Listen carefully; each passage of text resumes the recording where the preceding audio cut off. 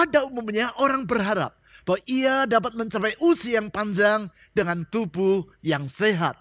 Di dalam buku The Blue Zone disebutkan bahwa itulah yang dialami oleh mereka yang hidup di 5 wilayah di dunia, termasuk di Okinawa, Jepang, dan Loma Linda, California. Berita baik, tanpa perlu berpindah dan tinggal di sana, saudara dapat mengalaminya dimanapun saudara berada. Asalkan saudara hidup dengan prinsip seize the day. Itulah hidup dalam 4 sikap yang sepatutnya. Dengan demikian, maka saudara akan hidup dalam kehidupan yang benar-benar hidup. Bapak Ibu Saudara sekalian, selamat bertemu kembali di ibadah akhir tahun Gereja Kristen Perjanjian Baru Fajar Pengharapan. Segenap tim penggembalaan, pengurus dan staf Gereja Kristen Perjanjian Baru Fajar Pengharapan mengucapkan terima kasih atas kebersamaan Anda bersama kami di sepanjang tahun yang telah kita lewati. Dan mari kita song-song tahun yang baru, tahun 2024 dengan semangat yang baru, harapan yang baru, dan berkat yang baru. Karena Tuhan menyertai kita semua. Seperti halnya handphone yang sudah lemot dan perlu diriset ulang agar kembali lancar, demikian pula hati dan kehidupan kita perlu diset ulang. Bersama Dr. Bambang Wijaya, mari kita segarkan kembali jiwa kita dengan mengikuti seri seminar Soul Reset. Seminar ini akan diadakan dalam 4 kali pertemuan, yaitu pada hari Selasa, tanggal 9 dan 16 Januari, serta hari Jumat, tanggal 12 dan 19 Januari, pukul 7 malam. Ikuti seminar yang hanya disiarkan secara live streaming melalui kanal YouTube Fajar Pengharapan Secondary Channel, dan handout dapat Anda peroleh sebelumnya dengan mengirimkan WhatsApp ke nomor yang tertera di layar. Semua orang tentu berharap bahwa investasi yang ia lakukan akan bersifat abadi. Mari ikut terlibat di dalam pekerjaan Tuhan dengan mendukung pembangunan fasilitas gereja kita, gedung kampus STT Inti, dan taman doa. Buatlah langkah iman yang akan membuka berkat Tuhan bagi hidup Anda dengan menulis janji iman. Kirimlah janji tersebut melalui WhatsApp ke nomor yang tertera pada layar Anda. Bapak Ibu Saudara sekalian, di dalam ibadah akhir tahun ini, kita akan menyampaikan ucapan syukur untuk semua kebaikan Tuhan di sepanjang tahun 2023 dan memohonkan harapan-harapan kita untuk tahun 2024. Bagi Anda yang belum mengirimkan, Anda masih dapat menuliskan ucapan syukur dan permohonan doa tersebut dan kirimkanlah ke nomor WhatsApp yang tertera di layar Anda. Para pendoa gereja akan mendukung dan membantu Anda untuk menyerahkan semua itu ke dalam tangan Tuhan melalui doa. Informasi dan pengumuman penting lainnya dapat Anda lihat dan ikuti di bagian menjelang akhir ibadah ini. Selamat beribadah! Mari sama-sama menyambut tahun yang baru. Dia Allah yang baik. Mari sama-sama nyatakan Engkau sukacita kami Tuhan.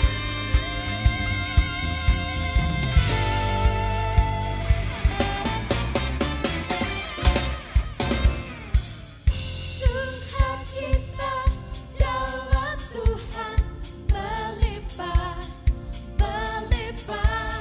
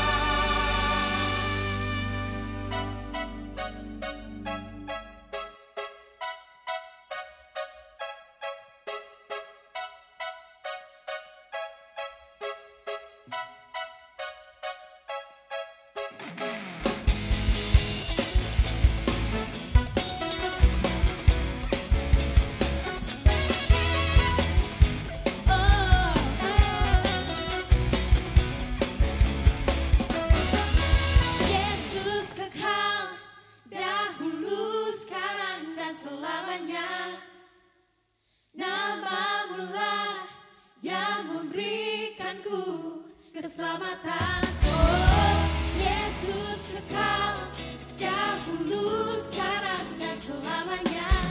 Tiada nama yang seperti Engkau, Yesus. Oh, oh,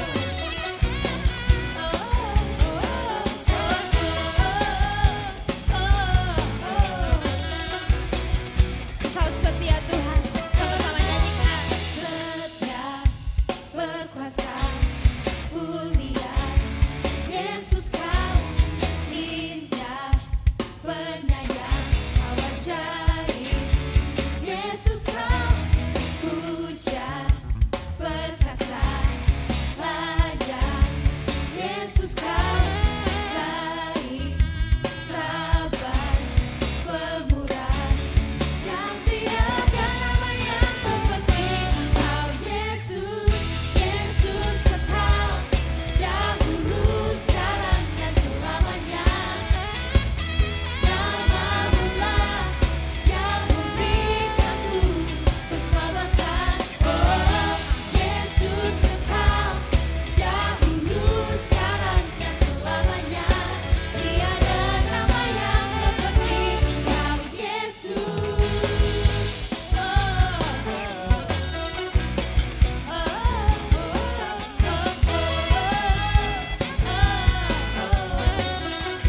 Sekali lagi katakan, Kau setia. Setia, berkuasa, mulia, Yesus Kau indah, penyayang, Kau ajaib, Yesus Kau puja, perkasa, layak, Yesus Kau baik, sabar, pemurah, dan tiada nama yang seperti Engkau. Tiada yang seperti Engkau, Yesus. Yesus kekal dahulu, sekarang dan selamanya. Namamu lah yang memberikanku keselamatan. Oh, Yesus kekal dahulu, sekarang dan selamanya. Tiada nama yang seperti Engkau, Yesus. Kekal dahulu, sekarang dan selamanya. Namamu lah yang memberikanku keselamatan. Oh, Yesus kekal dahulu, sekarang dan selamanya. Tiada nama yang seperti Engkau. Tiada yang seperti Engkau, Yesus. Oh, oh, oh, oh. No other name.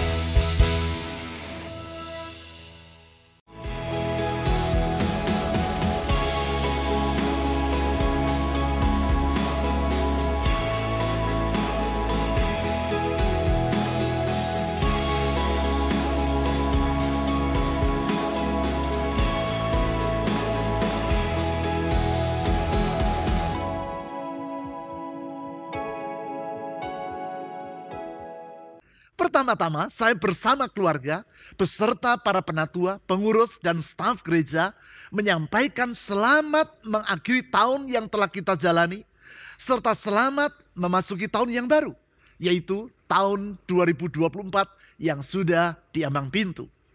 Di penghujung tahun seperti pada hari ini, dan menjelang tahun yang baru, ada satu pertanyaan yang perlu saudara renungkan, yaitu, sudahkah selama ini aku mengalami hidup yang benar-benar hidup? Artinya, sudahkah saudara hidup bukan dengan asal hidup, namun hidup secara maksimal? Pentingnya hidup yang benar-benar hidup itulah yang disadari oleh Fyodor Dostoyevsky ketika ia sedang menghadapi hukuman mati. Apabila saudara termasuk seorang penggemar kesusastraan, maka tentu saudara pernah mendengar nama yang bersangkutan. Penulis novel, cerita pendek, dan jurnalis dari Rusia ini dipandang sebagai salah seorang penulis novel yang paling berpengaruh di dunia. Di antara puluhan karya tulisnya, yang paling terkenal adalah antara lain novel yang berjudul The Brothers Karamazov, dan cerita pendek yang berjudul The Beggar Boy at Christ's Christmas Tree atau Sang Bocah Pengemis di Pohon Natal dari Kristus. Dikala Dostoyevsky masih berusia muda, ia terlibat dalam gerakan politik anti pemerintah. Saat itu, yaitu 150 tahun yang lampau, negara Rusia diperintah oleh Tsar Nicholas I. Karena merasa khawatir bahwa gerakan politik tadi akan berujung pada suatu kudeta, maka atas perintah Tsar Nicholas I, mereka yang terlibat di dalamnya, termasuk Dostoyevsky, ditangkap, dijebloskan ke dalam tahanan, dan dijatuhi hukuman mati. Pada hari hukuman mati tersebut akan dilaksanakan, Dostoyevsky bersama dengan teman-temannya dikeluarkan dari dalam sel tempat mereka dikurung. Mereka digelandang menuju ke tanah lapang di tengah kota Saint Petersburg, tempat di mana mereka akan dieksekusi oleh regu penembak. Sementara berjalan menuju ke tempat itu, wajah Dostoyevsky ditimpa oleh cahaya matahari. Ia berusaha menikmati setiap detik dari waktu tersebut, karena ia menyadari bahwa itulah hari terakhir di mana ia dapat merasakan hangatnya sinar matahari dan nikmatnya udara yang segar. Ia melihat wajah dari para prajurit yang mengawal dirinya menuju ke tempat hukuman mati. Ditatapnya wajah mereka dengan dalam-dalam, karena ia menyadari bahwa itulah menit-menit terakhir ia melihat wajah manusia di muka bumi. Sesampainya di tanah lapang, tangan Dostoyevsky dan orang-orang hukuman lainnya diikat ke belakang, dan tubuh mereka ditambatkan pada tiang-tiang yang didirikan di tempat di mana eksekusi hukuman mati itu akan dijalankan. Mereka dikelompokkan bertiga-tiga. Sesudah itu kepala mereka ditutup dengan kain, sehingga mereka tidak lagi dapat melihat apa yang terjadi di sekitar mereka. Tak lama kemudian, ia mendengar rohaniwan yang bertugas mulai berdoa untuk para tahanan yang akan dihukum mati tersebut. Dostoyevsky pun menyerahkan nyawanya ke dalam tangan Tuhan. Memang, sejak kecil ia dibesarkan oleh seorang ibu yang sangat saleh dan yang dengan menggunakan Alkitab telah mengajar Dostoyevsky untuk membaca dan menulis. Segera sesudah itu komandan pasukan memberi perintah agar para prajurit yang bertugas sebagai juru tembak bersiap-siap. Selanjutnya, Dostoyevsky mendengar komandan tersebut berkata, 1, 2, tembak. Dan di saat itu ia mengambil nafas dalam-dalam, yaitu dengan kesadaran bahwa itulah detik terakhir dari kehidupannya di dunia. Ia mendengar bunyi senapan-senapan yang menyala secara bersama-sama. Namun heran, ia sama sekali tidak merasa kesakitan seperti layaknya orang yang tubuhnya diterjang oleh peluru. Ia dapati bahwa dirinya masih dapat bernafas seperti biasanya. Yang menduga bahwa kelompok yang lain, yaitu yang berada di samping kelompoknya lah yang telah dieksekusi terlebih dulu. Dengan perasaan tegang ia menanti saat kelompoknya akan menerima giliran mereka. Demikianlah gelombang demi gelombang perintah untuk menembak diberikan oleh sang komandan tadi. Dan perintah itu diikuti oleh bunyi tembakan dari senapan. Namun Dostoyevsky tidak kunjung merasa kesakitan seperti layaknya orang yang tertembak. Sementara ia bertanya-tanya dalam hatinya tentang apa yang sedang terjadi. Mendadak para prajurit melepas dan membuka kain yang menutup kepalanya dan kepala teman-temannya. Ternyata pada menit-menit sebelum hukuman mati tersebut dilaksanakan, datang sebuah kereta yang membawa surat perintah dari Tsar Nicholas I. Perintah yaitu agar hukuman mati tersebut dijalankan sebagai hukuman yang bersifat pura-pura saja. Oleh karena itu, peluru yang digunakan adalah peluru hampa, yaitu yang hanya berbunyi namun tanpa proyektil yang mematikan. Eksekusi yang bersifat pura-pura tadi dimaksudkan oleh Tsar Nicholas I agar membuat para tahanan tersebut merasa jera, yaitu karena menyadari konsekuensi dari sikap politik mereka. Kalau semisalnya saudara yang mengalami apa yang telah dialami oleh Dostoyevsky tadi, yaitu melewati detik-detik menjelang kematian dan menghadapi ajal yang sudah di ambang pintu, bagaimana perasaan saudara di saat itu. Bagi Dostoyevsky, pengalaman tersebut merupakan suatu pengalaman religius. Di kemudian hari, dalam novel yang ia tulis dengan judul The Idiot, ia mengutarakan bahwa pengalaman tersebut menyadarkan dirinya tentang betapa berharganya kehidupan itu. Sangat berharga. Sehingga kehidupan di dunia ini tidak sepatutnya dijalani dengan kehidupan yang asal-asalan. Tetapi harus diisi dengan kehidupan yang benar-benar hidup. Itulah prinsip yang sering diistilahkan dalam kalimat seize the day, atau yang dalam bahasa Latin disebut sebagai carpe diem. Kalimat yang kalau saya terjemahkan secara bebas artinya adalah maksimalkan hidup Anda. Seize the day. Jangan sia-siakan hidup saudara. Prinsip ini sering saya utarakan dengan berkata, bahwa kita hidup di dunia hanya satu kali saja. Bukan dua kali, apalagi berkali-kali. Oleh karena itu, seyogyanya kehidupan yang hanya satu kali ini kita isi sedemikian rupa. Sehingga bukan merupakan kehidupan yang sia-sia, namun penuh dengan makna. Sikap seperti itulah yang harus mewarnai kehidupan kita di hari-hari sepanjang tahun yang ada di hadapan kita. Seize the day. Maksimalkan hidup Anda. Sikap itu pula lah yang dinasihatkan Tuhan melalui Rasul Paulus dalam surat yang ia tulis kepada jemaat di Efesus, yaitu di dalam Efesus pasal 5 ayat 15 sampai 21. Mari kita baca nasihat firman Tuhan tersebut secara bertahap, yaitu diawali dari ayat 15 sampai 17. Itulah ayat-ayat yang beberapa kali pernah saya uraikan di dalam khotbah saya. Efesus pasal 5 ayat 15 sampai 17. Karena itu, perhatikanlah dengan saksama bagaimana kamu hidup. Janganlah seperti orang bebal, tetapi seperti orang bijak. Dan pergunakanlah waktu yang ada, karena hari-hari ini adalah jahat. Sebab itu, janganlah bodoh, tetapi usahakanlah supaya kamu mengerti kehendak Tuhan. Di dalam surat yang ia tulis sementara berada di dalam penjara di kota Roma ini, Rasul Paulus menjelaskan kepada jemaat di Efesus, sebuah kota di wilayah Turki di masa kini, tentang bagaimana seharusnya mereka hidup. Hal itu ia utarakan dalam kalimat pertama dari ayat 15 sebagai berikut. Karena itu, perhatikanlah dengan saksama bagaimana kamu hidup. Dengan berkata seperti demikian, Rasul Paulus mengingatkan semua orang yang membaca suratnya itu, termasuk kita, agar tidak bersikap ceroboh terhadap kehidupan yang mereka jalani. Tentu yang ia maksudkan di sini adalah agar kehidupan yang mereka jalani bukan merupakan kehidupan yang sia-sia, namun kehidupan yang penuh makna, atau hidup yang benar-benar hidup. Seize the day.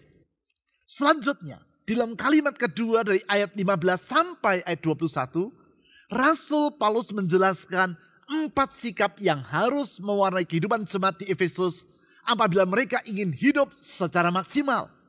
Keempat sikap itu pula lah yang perlu mewarnai kehidupan kita di sepanjang tahun yang ada di hadapan kita, supaya dengan demikian hari-hari yang akan kita jalani bukan merupakan waktu yang berlalu dengan begitu saja.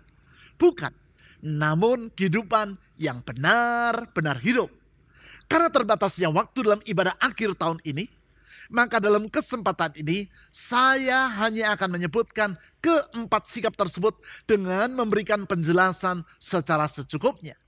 Nanti di sepanjang bulan depan, yaitu di bulan Januari, saya akan menjelaskan keempat sikap itu secara lebih rinci, yaitu 1 sikap per minggu. Supaya dengan demikian, berdasarkan keempat sikap tersebut, saudara dapat mengisi hari-hari sepanjang tahun yang akan datang, bahkan di sepanjang kehidupan saudara secara maksimal, atau dengan kehidupan yang benar-benar hidup. Secara umum, keempat sikap tersebut adalah yang pertama, yaitu sikap berhikmat. Saya ulangi, hidup yang benar-benar hidup adalah yang pertama, hidup dengan sikap yang berhikmat. Hal tersebut diutarakan di dalam kalimat kedua dari ayat 15 sampai 17 sebagai berikut. Janganlah seperti orang bebal, tetapi seperti orang bijak. Dan pergunakanlah waktu yang ada, karena hari-hari ini adalah jahat. Sebab itu, janganlah bodoh, tetapi usahakanlah supaya kamu mengerti kehendak Tuhan. Di ayat 15 ini, Rasul Paulus menulis agar jemaat di Efesus dan tentunya juga semua kita hidup sebagai orang yang bijak atau berhikmat. Hal itu ia pertegas dengan berkata agar kita tidak hidup seperti orang yang bebal. Lebih jauh di ayat 16 sampai 17 ia mengutarakan bahwa orang yang berhikmat adalah orang yang menggunakan waktunya secara bertanggung jawab, yaitu dengan mengisinya menurut kehendak Tuhan. Tentu untuk itu orang harus terlebih dulu mengerti kehendak Tuhan. Mengapa kita perlu mengisi kehidupan ini menurut kehendak Tuhan? Karena pengalaman dan pengetahuan kita belaka tidak akan cukup memadai untuk menjalani kehidupan ini secara berhikmat. Memang untuk menjalankan mobil, orang dapat mengandalkan pengalaman dan pengetahuan yang ia miliki. Alhasil, tidak sedikit orang yang tidak merasa perlu membaca buku manual yang diterbitkan oleh pabrik mobil dan yang disertakan dalam mobil yang dijual. Sehingga walaupun sudah sekian tahun mobil itu dijalankan, manual tadi tidak pernah dibaca, tetap terbungkus di dalam kantong plastiknya dan disimpan dalam laci pada dashboard mobil. Tetapi tidak demikian halnya dengan kehidupan ini. Kehidupan di dunia adalah jauh lebih kompleks daripada sebuah mobil. Oleh karena itu, tidak dapat dijalani hanya berdasarkan pengalaman dan pengetahuan yang kita miliki. Berarti kita perlu mengerti kehendak Tuhan dan menjalani kehidupan ini sesuai dengan kehendak-Nya. Mengapa? Karena Dialah yang menciptakan kita dan kehendak Tuhan adalah penuh dengan hikmat. Sehingga apabila kita menjalani kehidupan ini sesuai dengan kehendak Tuhan, berarti kita menjalaninya dengan sikap yang penuh hikmat dan alhasil kehidupan kita akan benar-benar hidup. Selanjutnya, yang kedua, hidup yang benar-benar hidup adalah hidup dengan sikap yang sepatutnya terhadap diri sendiri. Saya ulangi, yang kedua, hidup yang benar-benar hidup adalah hidup dengan sikap yang sepatutnya terhadap diri sendiri. Adakah orang yang bersikap tidak secara sepatutnya terhadap dirinya? Ada. Itulah orang yang hidup secara tidak bertanggung jawab. Sebagai contoh dari sikap ini adalah tindakan mengkonsumsi narkoba. Yaitu karena orang ingin mengalami kenikmatan yang hanya bersifat sesaat. Pada ujungnya, perilaku itu akan mengakibatkan kehidupan dari orang tersebut menjadi berantakan. Dengan kata lain, ia telah hidup secara tidak bertanggung jawab dan telah bersikap yang tidak sepatutnya terhadap dirinya sendiri. Kaitan antara sikap yang sepatutnya terhadap diri sendiri dan sikap bertanggung jawab tersebut diutarakan oleh Rasul Paulus di ayat 18 sebagai berikut. Janganlah mabuk oleh anggur, karena anggur menimbulkan hawa nafsu, tetapi hendaklah kamu penuh dengan Roh. Sebagaimana yang saudara ketahui, orang yang mabuk tidak akan sanggup mengendalikan dirinya.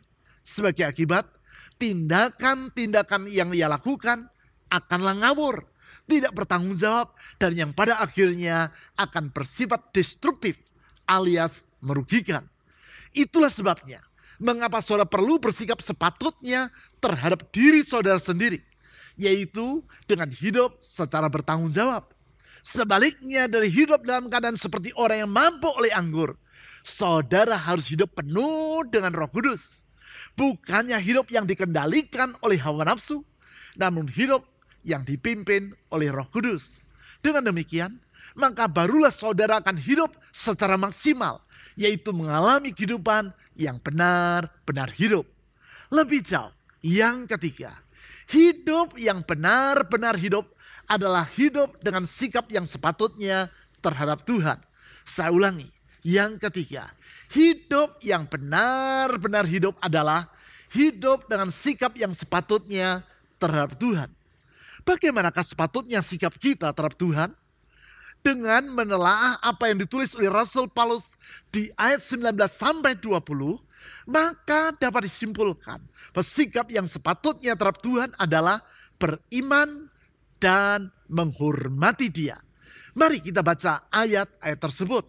Efesus pasal 5 ayat 19 sampai 20. Dan berkata-katalah seorang kepada yang lain dalam mazmur, kidung puji-pujian, dan nyanyian rohani. Bernyanyi dan lantunkanlah pujian bagi Tuhan dengan segenap hati. Ayat 20. Ucaplah syukur senantiasa atas segala sesuatu dalam nama Tuhan kita, Yesus Kristus, kepada Allah dan Bapa kita. Di ayat 20, Paulus berkata, agar jemaat di Efesus dan kita semua senantiasa mengucap syukur atas segala sesuatu. Itulah sikap beriman, yaitu percaya bahwa di balik segala hal yang kita alami terdapat maksud Tuhan yang baik dan oleh karenanya kita bersyukur. Di dalam iman itu pula kita menghormati Tuhan. Sikap menghormati Tuhan yang ditulis di ayat 19 yaitu antara lain diungkapkan dalam bentuk memuji Tuhan dengan segenap hati. Perlu dipahami bahwa sikap yang sepatutnya terhadap Tuhan ini akan membuahkan kehidupan yang maksimal. Sebab untuk itulah kita diciptakan oleh Tuhan, yaitu untuk percaya kepadanya dan menyembah atau menghormati Dia. Hal ini sama seperti ruang ibadah tempat saya sedang berada di saat ini. Ruangan ini hanya akan menjadi maksimal kalau digunakan sesuai dengan tujuan ia dibangun, yaitu sebagai ruang pertemuan ibadah. Apakah ruangan ini dapat digunakan untuk bermain sepak bola? Bisa saja. Namun akibatnya ruangan ini akan menjadi berantakan dan peralatan yang ada di dalamnya seperti layar LED, peralatan musik dan sound system akan menjadi rusak karena diterjang oleh bola. Begitulah dengan kehidupan kita. Kita diciptakan oleh Tuhan untuk beriman dan menyembah atau menghormati Dia. Itulah tujuan Tuhan bagi hidup kita dan yang harus menjadi sikap kita yang sepatutnya kepadanya. Berarti hanya dengan menjalani kehidupan ini dengan sikap yang sepatutnya kepada Tuhan, barulah kehidupan kita akan maksimal alias hidup yang benar-benar hidup. Sekarang yang keempat, hidup yang benar-benar hidup adalah hidup dengan sikap yang sepatutnya terhadap orang lain. Saya ulangi, yang keempat, hidup yang benar-benar hidup adalah hidup dengan sikap yang sepatutnya terhadap orang lain. Pada dasarnya, sikap tersebut adalah sikap rendah hati. Itulah kerendahan hati yang bersumber dari kesadaran akan terbatasnya diri kita di hadapan Allah. Hal itu diutarakan oleh Rasul Paulus di ayat 21 sebagai berikut. Efesus pasal 5 ayat 21. Tunduklah seorang kepada yang lain di dalam takut akan Kristus. Orang yang menyadari tentang keterbatasan dirinya di hadapan Tuhan akan menghormati Dia. Sikap itu diistilahkan oleh Rasul Paulus dalam frasa takut akan Kristus. Orang yang seperti itu akan hidup dalam sikap rendah hati, sehingga ia tidak akan menyombongkan dirinya di hadapan orang lain. Itulah sikap yang ditulis oleh Rasul Paulus dalam kalimat, tunduklah seorang kepada yang lain. Memang patut diakui bahwa kecongkakan merupakan pangkal dari keruntuhan kehidupan. Sebaliknya, kerendahan hati akan memungkinkan pertumbuhan relasi yang sehat, baik relasi kita dengan Tuhan, sesama maupun diri sendiri. Dan alhasil, kehidupan yang kita jalani akan merupakan kehidupan yang bugar dan penuh makna. Itulah kehidupan yang benar-benar hidup alias berbahagia. 10 tahun yang lampau, Dan Buettner, seorang penjelajah dan jurnalis majalah National Geographic, melakukan penelitian atas berbagai wilayah di dunia yang penduduknya berusia panjang, yaitu yang rata-rata mencapai usia 100 tahun. Bukan itu saja, di masa lanjut usia tersebut, hidup mereka tetap dalam keadaan yang bugar. Wilayah tersebut diistilahkan sebagai blue zones atau wilayah-wilayah biru. Ia mendapati bahwa di dunia ada 5 wilayah yang seperti itu, yaitu Okinawa di Jepang, Nuoro Province di Sardinia, Italia, Semenanjung Nicoya di Costa Rica, Ikaria di Yunani, dan Loma Linda di California. Berdasarkan penelitiannya itu, Dan Buettner mengutarakan tentang adanya beberapa faktor yang menjadi penyebab sehingga penduduk di 5 wilayah tersebut berusia panjang dan hidup secara bugar. Faktor-faktor itu kemudian ia tuangkan dalam bukunya yang berjudul The Blue Zones, Lessons for Living Longer from the People Who Live the Longest. Segera buku tersebut menjadi salah satu buku yang bestseller, yaitu yang banyak dibeli dan dibaca orang. Walaupun secara ilmiah hasil penelitian yang dikemukakan oleh Dan Buettner itu masih dapat diperdebatkan, namun larisnya buku tadi menunjukkan bahwa pada umumnya memang orang mendambakan kehidupan yang seperti digambarkan dalam buku The Blue Zones. Itulah hidup yang bukan sekadar berusia panjang tetapi juga bugar. Sebab kalau usia panjang namun sakit-sakitan malah itu suatu penderitaan. Berita baik, untuk mengalaminya saudara tidak harus berpindah dan tinggal di salah satu dari 5 wilayah tadi. Saudara dapat mengalaminya dimanapun saudara berada, yaitu asal saudara hidup secara benar-benar hidup. Itulah kehidupan seperti yang diutarakan dalam Efesus pasal 5 ayat 15 sampai 21 tadi, yaitu hidup dalam sikap berhikmat serta sikap yang sepatutnya terhadap diri sendiri, terhadap Tuhan, dan terhadap orang lain. Apabila keempat sikap itu yang saudara kembangkan dalam hidup saudara, maka tahun yang ada di hadapan saudara dan hari-hari selanjutnya akan menjadi masa kehidupan yang tidak sia-sia, tetapi yang akan saudara jalani dengan penuh kebahagiaan. Disinilah pentingnya prinsip carpe diem atau seize the day, yaitu maksimalkan hidup Anda. Di dalam bingkai pemahaman tersebut, maka seperti yang telah saya utarakan tadi, keempat sikap ini yaitu sikap berhikmat, serta sikap yang sepatutnya terhadap diri sendiri, terhadap Tuhan, dan terhadap orang lain akan kita bahas secara lebih mendalam di sepanjang bulan yang ada di hadapan kita. Bukan itu saja, keempat sikap itu pula lah yang akan terus kita kembangkan dalam kehidupan kita di sepanjang tahun yang akan datang. Seize the day. Mari maksimalkan hidup kita. Melengkapi semuanya itu, maka pada minggu kedua dan minggu ketiga dari bulan Januari yang akan datang, tepatnya yaitu pada hari Selasa dan Jumat petang, di dalam kedua minggu tersebut saya akan menyelenggarakan seminar dengan tajuk Soul Reset. Melalui seri seminar yang diselenggarakan secara live streaming dan yang dapat diikuti melalui YouTube Live tersebut, saya akan mengajak saudara untuk mereset atau men-set ulang kehidupan saudara.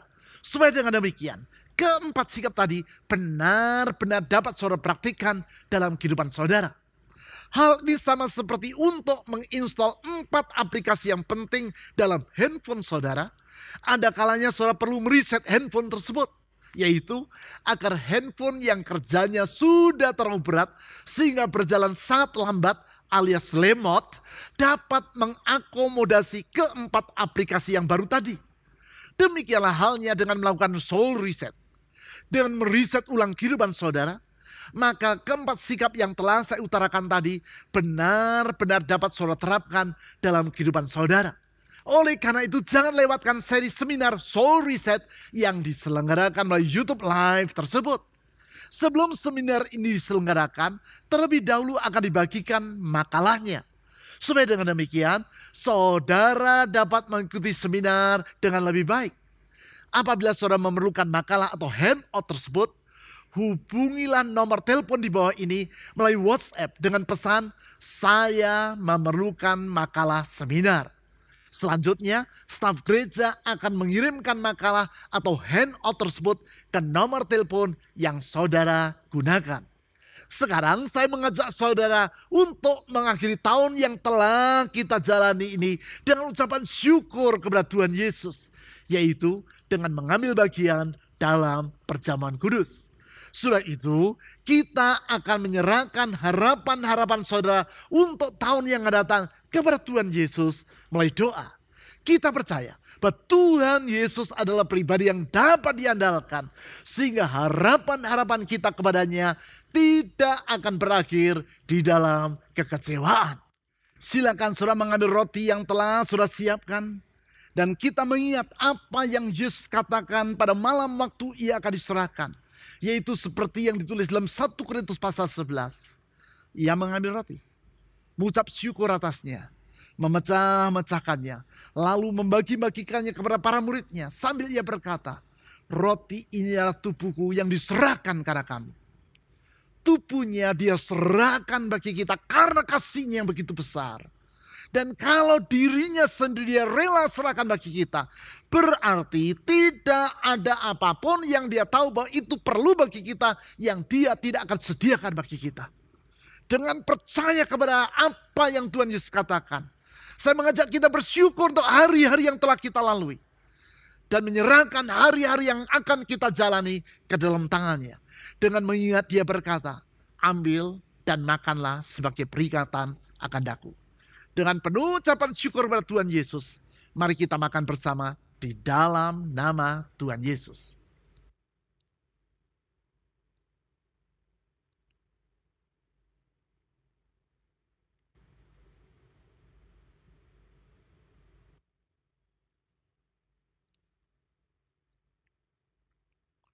Sudah makan, diambilnya cawan. Diberikannya kepada para muridnya sambil ia berkata, cawan ini adalah perjanjian baru yang dimeteraikan dengan darahku. Darahnya memeteraikan semua perjanjian yang Allah telah buat bagi kita. Sehingga dengan demikian kita tahu bahwa janji-janji Tuhan senantiasa dapat diandalkan.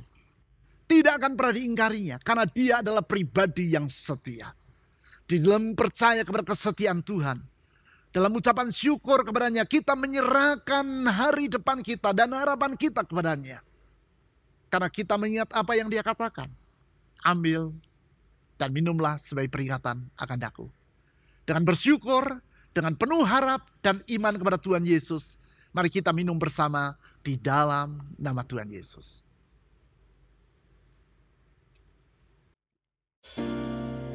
Karya terbesar dalam hidupku, pengorbananmu yang selamatkanku. Engkaulah harta yang tak terbintang, yang ku miliki dan ku hargai. Yesus Engkau ku kagumi.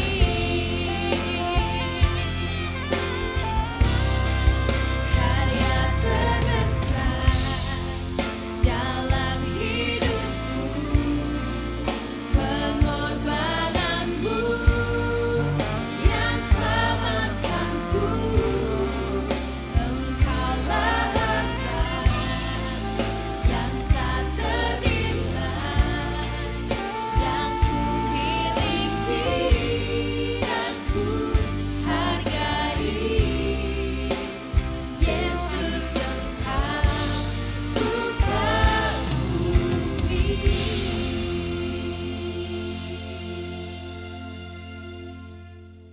Mari kita berdoa menaikkan syukur kita kepada Tuhan. Tuhan, kami bersyukur di penghujung dari tahun ini, kami sungguh meluap dengan ucapan syukur kami kepadamu ya Tuhan.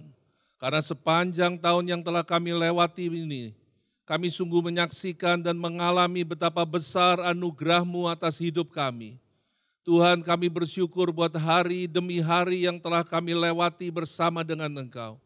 Kami melihat betapa besar kemurahan-Mu, kebaikan-Mu yang terus bersama-sama dengan kami. Penyertaan-Mu terus ada bersama dengan kami. Ketika kami berada di lembah kekelaman, ketika kami melewati jalan yang sulit, ketika kami menghadapi jalan buntu dan tantangan, Tuhan, Engkau tidak pernah meninggalkan kami. Penghiburan-Mu terus-menerus atas kami dan bahkan kekuatan dan hikmat menyertai kami. Sehingga kami diluputkan dan kami mengalami kemenangan demi kemenangan. Tuhan, kami menaikkan syukur. Pertolongan-Mu, berkat-Mu atas keluarga kami, sungguh kami bersyukur ya Tuhan.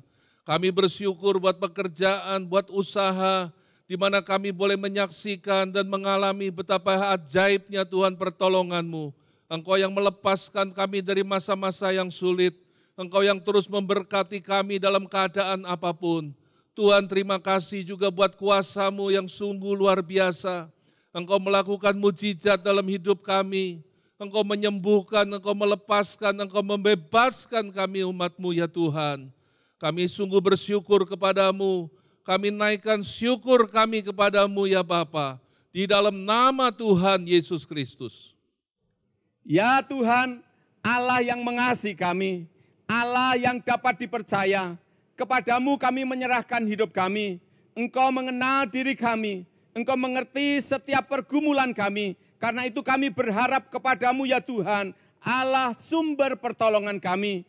Dengan keyakinan bahwa kuasa-Mu tidak terbatas, kami dapat menghadapi segala keadaan dengan iman yang teguh, dengan hati yang tegar, dengan tidak berputus asa. Karena kami percaya Tuhan pasti menopang hidup kami, Tuhan pasti menolong kami.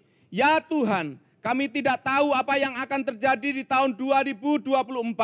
Tetapi satu hal kami tahu, setiap orang yang berharap kepadamu tidak pernah Engkau kecewakan. Kami menyerahkan hidup kami ya Tuhan dalam penyertaan-Mu. Karena kami percaya bila Tuhan yang menyertai kami, Tuhan pula yang membuka jalan bagi kami. Bila Tuhan yang menyertai kami, kami akan berjalan di jalan kemenangan dan keberhasilan. Ya Tuhan, kami menyerahkan hidup kami secara khusus di tahun 2024 ke dalam tangan-Mu. Menyerahkan keluarga kami, menyerahkan usaha pekerjaan kami. Semua yang kami kerjakan dalam kemurahan-Mu ya Tuhan. Dengan demikian, mujizat dan keajaiban pasti terjadi dalam kehidupan setiap kami. Kami percaya ya Tuhan, mujizat kesembuhan masih terjadi dan akan terus terjadi. Kami percaya ya Tuhan, perlindungan-Mu yang sempurna atas setiap kami. Ya Tuhan, kami menyerahkan hidup kami dalam genggaman tangan-Mu yang kuat. Kami menyerahkan hidup kami dalam pimpinan Roh Kudus. Supaya kami berjalan sesuai dengan kehendak-Mu. Agar kami semakin mengenal Engkau. Agar kami semakin mengasihi-Mu. Sehingga setiap kami ya Tuhan mempunyai relasi yang semakin indah dengan Tuhan. Ya Tuhan, pakailah hidup kami untuk menyenangkan hati-Mu. Membawa orang-orang yang ada di sekitar kami untuk semakin mengenal diri-Mu. Dengan demikian ya Tuhan, hidup kami akan memuliakan nama-Mu. Di dalam nama Tuhan Yesus, Allah yang kasih dan kuasanya tidak terbatas, kami berdoa dan bersyukur. Amin. Tuhan.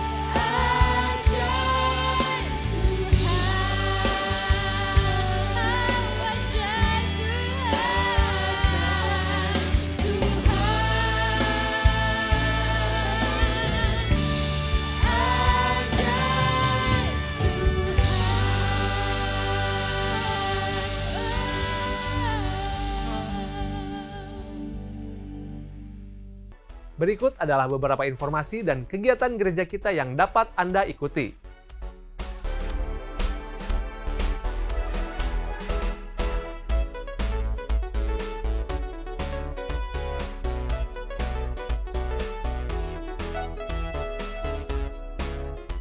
Persembahan dan persepuluhan sebagai ungkapan kasih dan syukur kita kepada Tuhan dapat Anda berikan dengan memasukkannya ke dalam kotak persembahan atau melalui rekening bank atau dengan cara men-scan QR Code dengan menggunakan aplikasi dompet digital. Ibadah online GKPB Fajar Pengharapan dapat Anda ikuti setiap saat mulai hari Sabtu pukul 5 sore melalui YouTube, website, dan aplikasi yang tertera di layar.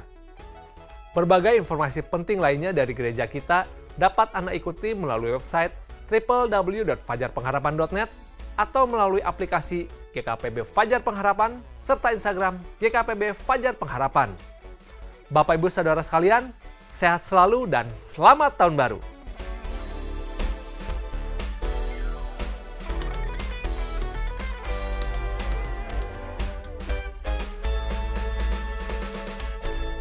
Bapak, Ibu, Saudara-saudari, mari kita akhiri ibadah akhir tahun kita dengan sukacita, dengan penuh ucapan syukur. Mari kita berdoa.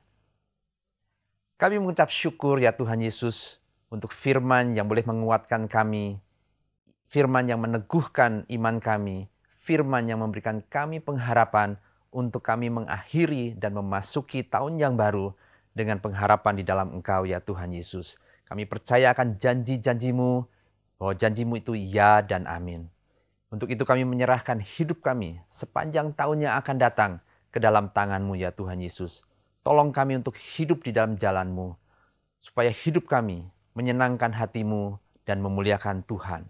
Terima kasih ya Tuhan Yesus, dan dalam kesempatan ini kami berdoa ya Tuhan untuk setiap persembahan yang telah diberikan oleh umat-Mu ya Tuhan.